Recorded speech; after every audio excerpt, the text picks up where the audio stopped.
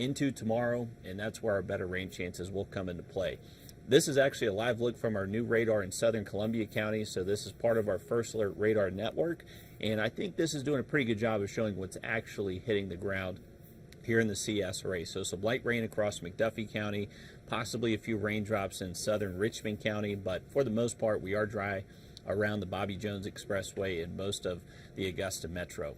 Now as we continue into tonight and especially early Friday morning, that's when rain chances do look much higher across the region. So if you have an early morning commute tomorrow, I'd anticipate some rainfall. The kiddos at the bus stop may just kind of have to sit in the car with them as they do head off to school. Heading home from school, it does look drier. I would say by Friday afternoon, anytime after, say, 2, 3 o'clock, most of this rain is out of here, and then we will see clearing skies just before sunset. We could actually time this out really well to where sunset tomorrow is lit up like a Christmas tree, just with that exiting cloud cover moving off towards the east.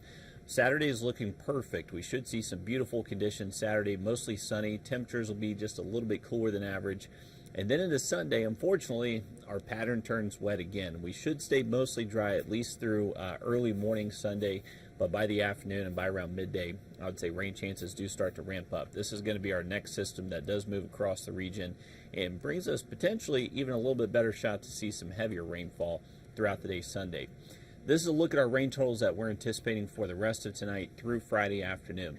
Most spots should stay below an inch. I wouldn't necessarily completely rule out that maybe a spot or two does get up to an inch, but it looks like a low chance for most of us. I would say a lot of us kind of fall between the threshold of a quarter to up to a half inch of rain over the next 24 hours. Not necessarily a ton of rainfall, but luckily enough to kind of wash the pollen out of the sky, so we should see some relief there as we head into tomorrow. Temperature-wise tomorrow, we're going to stay in the 50s for overnight low temps, and then throughout the day Friday, we'll gradually warm up into the 60s, especially once that rain does clear by around 1, 2 o'clock. We should be able to warm up into the mid and upper 60s. This is going to be a cold front moving through tomorrow, so we are going to see a little bit cooler outlook on Saturday. Wake-up temperatures early Saturday morning, not too far away from the 30s. I would actually say for places north of Augusta, like Edgefield, Saluda County, I would imagine y'all probably do hit the upper 30s right around daybreak Saturday. Most of us should kind of stay near that 40-degree mark, and then later Saturday afternoon, those high temperatures should generally stay mid and low 60s across the region. Beautiful weather Saturday. We're back to those wet conditions on Sunday, especially Sunday afternoon, Sunday night, and then most likely even early Monday morning. Can't even rule out a few showers sticking around.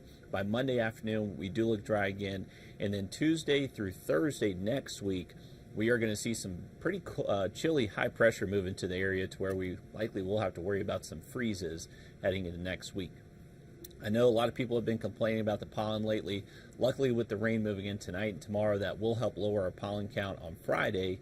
Once we get back to dry weather Saturday, it just skyrockets right again. So we're just kind of in that time of year to where you see some brief relief if we do see some rain move across the region, but if it's staying dry, we're going to see that pollen count stay pretty high across the region. So for this weekend, Saturday is definitely your better day to get outside. Expecting nice conditions Saturday. Rain will be likely again by Sunday, especially later into the afternoon. Temperature-wise, they don't look all too different between the two. But Saturday night into Sunday morning, that is when we do spring forward. So remember to turn those clocks forward an hour as you head to bed Saturday night.